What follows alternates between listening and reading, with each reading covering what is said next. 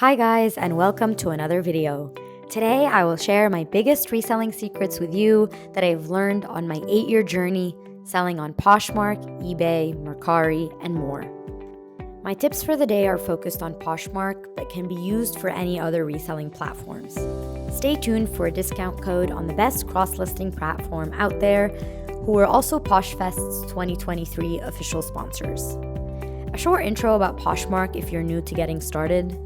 Poshmark is an easy way to buy and sell women's, men's, and kids' fashion, home goods, and electronics. Use the platform to start your own boutique or to shop secondhand unique pieces that arrive straight to your door. Poshmark as a company focuses on community, which is a key factor in looking at my tips today. If you have any other tips that you would like to share with us, please leave a comment down below. Don't forget to like and subscribe for more videos. My first secret is something I personally named the 3 times communication rule.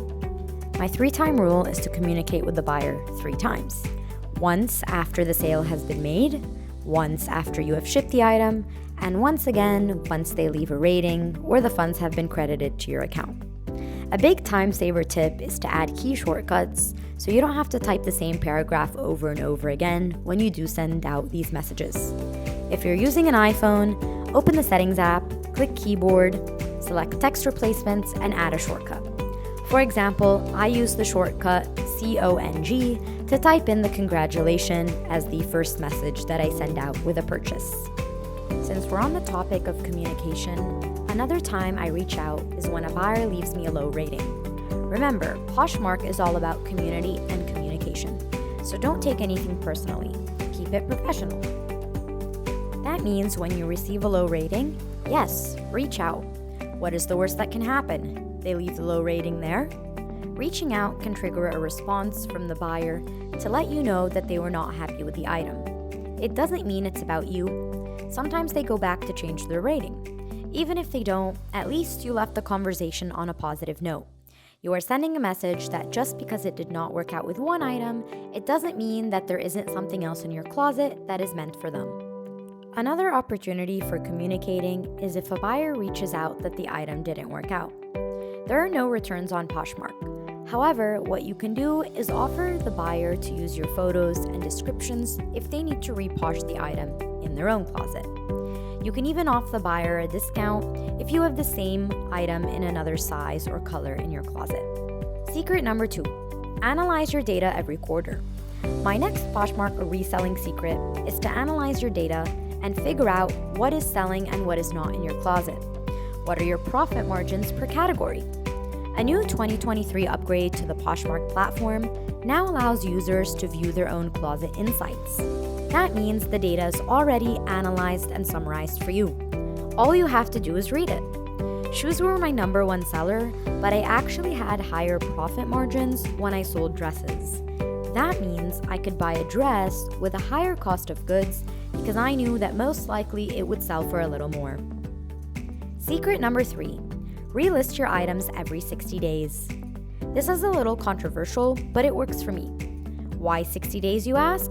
That is because the first 60 days that an item is listed on Poshmark, it pops up on Poshmark under the newly listed items category. On the 61st day, your item does not get filtered as just new. If an item does not sell in 60 days and you have already sent multiple offers to all the likers, it is time to get fresh eyes. Here is my trick for relisting. Decide which items you want to relist that week. Maybe you want to select 20 items to relist. Drop the prices of those 20 items on Poshmark's closet clear-out days. That means Poshmark will send those likers a discount automatically on them. Poshmark's closet clear-out days are usually every Sunday and every other alternating Tuesday and Fridays, as well as some key holidays. If the item sells on closet clear-out day, then great. The buyer gets a shipping discount paid for by Poshmark. If the item does not sell on a closet clear-out day with your lowest offer and discounted shipping, then it's time to relist the item within the next 48 hours. A big time saver to help you relist is to use a cross-listing or relisting platform. I use List Perfectly. After trying 2 other cross-listing platforms, List Perfectly was my favorite, and I've been using their services for years. All the plans they currently have offer you unlimited delist and relists. The Business and Pro plan, which is what I use, allow for bulk cross posts at the same time. So you can relist 10 or 15 listings at the same time. Hope you have fast internet because you don't know what you've been missing until you try it. Are you currently signed up for a Poshmark sharing service? Well, I'm here to tell you that there's no need for it anymore. With the List Perfectly Pro Plus plan, you can share your Poshmark listings using the Poshmark sharing tool directly on List Perfectly. That means you can share your listings, relist, and cross-list all at the same time. Get 30% off your first month with my code STYLESFORU. You can cancel anytime with no big commitments. Let me know if you have any more questions in the comments below because I'd love to help out. Secret number 4. Answer any missed questions. This is something that I check on at the end of my week. I go back and filter through the comment notifications on Poshmark to see if anyone left a question that I have not yet answered. This is a great thing to do on a slow sales day. You never know what might lead to a sale. Even if the answer might be in the description of your listing, I still go back and answer the question politely. If I had about 5 to 7 questions that week, most likely at the end of my week, I would make one additional sale just from my response. This weekly tip does not usually take more than 5 minutes of my time. Secret number 5, live shows. This includes multiple tips about live shows. My first tip is to select a consistent weekly day and time. Mine used to be every Sunday morning at 9 a.m. What I would do is print reminder flyers and place them in every order that I shipped out that week, and I kept doing that throughout the month. That way, whenever someone would come back to my closet, they would think, oh yeah, she has her Sunday morning live show. This takes time to do, but after some time, more than half of the viewers in my show were actually repeat buyers. People that were coming back to the show to see if there was anything else they liked in my closet. Something else that I would do is the evening before my show, I would send out messages to all the likers from my listings during that week to notify them that I have a show the next morning. Another thing that I would do to help encourage viewers to my shows is to create a listing at the top of my closet with the time and day of my show. Then what I would do about 30 minutes before the start of my show is to drop the listing price by about 10%. That way, everyone that had liked that reminder listing would get a notification that my show is about to start. Secret number 6, accountability. This was something that took me a while to start doing because it is hard to stay consistent. We start off strong at the start of the year or when we source new inventory, but sometimes we slack off. Join a group with a weekly accountability call. Other options are attending a local Posh and Sip, Zoom calls with other resellers, the List Perfectly Facebook group, and so many more. Meet up once or twice a month and help each other stay on track. There are nice resellers out there that are willing to help. You never know who else might help you, or you might help them by answering each other's questions. This is often brushed off, but how big is your death or money pile right now? Do you have unlisted inventory? Find a reseller friend and text each other every week to remind each other to list your items. Throughout these events, I've made a lot of lifelong friends that we still text each other every week up to this day. Secret number 7, cross-list to multiple platforms. This goes for all the reselling platforms out there. Eventually, we all want reselling to be an additional monthly income generator that we don't really want to think about too much. That means diversifying your platforms.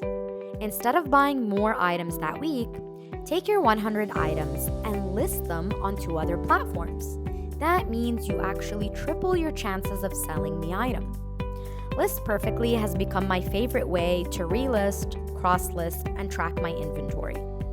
Most of the items in my Poshmark closet are listed on 4 to 5 other platforms on any given time. That means that I don't need to source daily because I'm exposing my items on different platforms, which means different groups of people are seeing my items. It doesn't mean that you don't want to sell on Poshmark or eBay. It just means that someone that may not be on Poshmark and is shopping on another platform can also view your item. Cross-listing takes a while to adjust to because you have to learn the ins and outs of many reselling platforms. So you might have started out on Poshmark, but you want to learn a little bit about Mercari, eBay, or Etsy. And using the cross-listing service will help keep you on track. You can get 30% off your first month with my code STYLESFORU, or even if you want to upgrade to the next level on List Perfectly. You can cancel anytime with no big commitments, but I know once you start using List Perfectly, you'll never look back. Secret number 8, don't complete all tasks at home. Let me explain this one. We get burned out from the time we get home from sourcing because we think about what we need to still get done, like photographing, writing descriptions, listing, sending offers, shipping, and the list goes on. For me, I used to do my favorite task first and leave things that I didn't want to do for another day. This didn't really help streamline my process. So what can we do to help solve this issue?